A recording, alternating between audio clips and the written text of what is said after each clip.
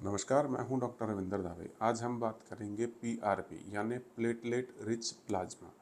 तो ये क्या होता है, ये ट्रीटमेंट में किस तरह से काम आता है, हमें किस तरह से बेनिफिट कर सकता है। तो आज हम सिर्फ बात करेंगे। वैसे तो बहुत सारी अन्य चीज़ों में भी काम करता है, जैसे ऑर्थोपेडिक्स में यानी ये हड्डियों के जोड़ने में भी काम आता है, आपके कार्टिलेज रिपेयर में भी काम आता है। पर हम यहाँ सिर्फ बात करने वाले हैं अपने स्किन से रिलेटेड क्या क्या चीज़ें पीआरपी से हम कर सकते हैं और उनसे क्या लाभ होता है और वो लाभ क्यों होता है। तो सबसे पहले बात करेंगे पीआरपी। इसकी फुल फॉर्म होती है प्लेटलेट रिच प्लाज्मा। यानी कि जो नॉर्मल प्लाज्मा, जो नॉर्मल ब्लड होता है, उसमें जो प्लेटलेट्स होती हैं वो पर एमएल 1.5 से लेकर 4.5 लाख तक होती है। जैसे डेंगू वगैरह इतना फैलता है कि हम प्लेटलेट्स की बात बहुत फ्रीक्वेंटली करते हैं तो और इसके बारे में बहुत अच्छे से जानते भी हैं। तो ये नॉर्मल इसका संख्या होती है 1.5 से लेकर 4.5 लाख तक। तो प्लेटलेट रिच प्लाज्मा के अंदर एक विशेष मशीन के द्वारा, एक विशेष प्रोसेस के द्वारा इसी प्लेटलेट्स को हम करीब मान के चलिए 5 से लेकर 8 गुना तक इनको कंसंट्रेट कर पाते हैं। और इसके बाद में इसका जो उपयोग हम करते हैं अलग अलग इंडिकेशंस में, स्किन रिजुविनेशन से लेके और बालों के ग्रोथ तक, जिनके बारे में हम एक के बाद एक बात करेंगे।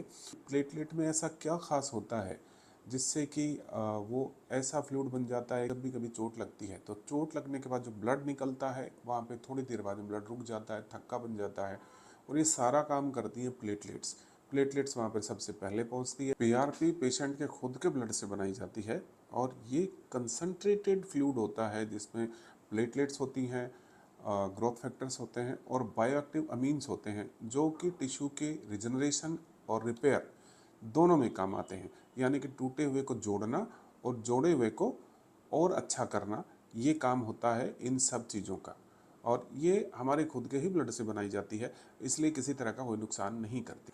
एक बार पीआरपी बना लेने के बाद में फिर इसे माइक्रोनीडलिंग या सीधा इंजेक्शन के द्वारा इसे लगाया जाता है। स्किन में जो इसके अलग अलग उपयोग है, इसमें सबसे इम्पोर्टेंट है हेयर पीआरपी, जो हम बालों के लिए काम में लेते हैं। सबसे ज़्यादा जो उपयोग होता है बालों में काम आता है। जब बाल गिरते हैं तो बालों को गिरने से रोकना और बालों की ग्रोथ को बढ़ाना, डेंसिटी को बढ़ाना, इसके लिए पीआरपी का उपयोग किया जाता है।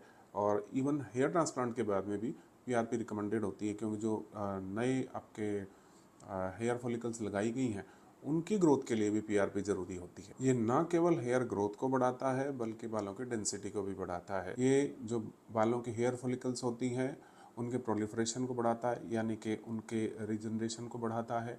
इसके अलावा जो हेयर साइकिल होती है उसको लंबा करता है, यानी कि बालों की उम्र को लंबा करता है और बालों की जड़ों में ब्लड के सर्कुलेशन को भी बढ़ाता है। बालों के अलावा इसका बहुत अच्छा उपयोग होता है वेम्पायर फेशियल, जिसके बारे में हम दूसरे किसी वीडियो में बात करेंगे। पर वेम्पायर फेशियल में जैसे पीआरपी जो हमने तैयार की है उसको माइक्रो नीडलिंग या फिर डायरेक्ट इंजेक्शन के द्वारा हम फेस के अंदर इंजेक्ट करते हैं, जिससे कोलेजन प्रोडक्शन को बढ़ाता है और एक तरह से स्किन रिजुविनेशन प्रमोट करता है। कोलेजन से क्या होता है कि हमारी स्किन जो ओवर द टाइम धीरे धीरे वो बुढ़ाने लगती है। जैसे मान लें कि उसमें एजिंग दिखाई देने लगती है, फाइन रिंकल्स होने लगते हैं। ये बहुत सारी चीज़ें होती हैं जो कोलेजन कम होने की वजह से होता है। तो कोलेजन के बढ़ने से स्किन जो है फर्म होती है, स्मूथ हो जाती है और फाइन रिंकल्स जो होते हैं वो भी कम दिखाई देने लगते हैं। ये सन डैमेज को रिवर्स करती है, जो हमारे स्किन के ऊपर छोटे मोटे काले निशान बन जाते हैं और स्किन एकदम से एज्ड लगने लगती है। रिजुविनेशन के द्वारा ये सन डैमेज को भी कम करती है। एक्नी स्कारिंग में पीआरपी का बहुत अच्छा रोल होता है। आप बहुत बार इसको बिना किसी प्रोसीजर के साथ में, जैसे अपन एक्यूपल से CO2 फ्रैक्शनल लेजर करते हैं उसके साथ में, या उसके बिना भी पीआरपी का उपयोग जो है एक्ने स्कार के ट्रीटमेंट में किया जाता है।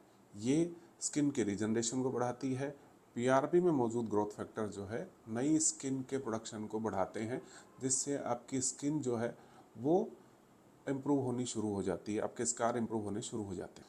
बहुत बार आपने देखा होगा कि अंडर आई डार्क सर्कल्स जो होते हैं, पफिनेस हो जाती है आँखों की, डार्क सर्कल्स हो जाते हैं और हमें एक ऐसा लुक देता है जैसे हम बहुत थके हुए हैं।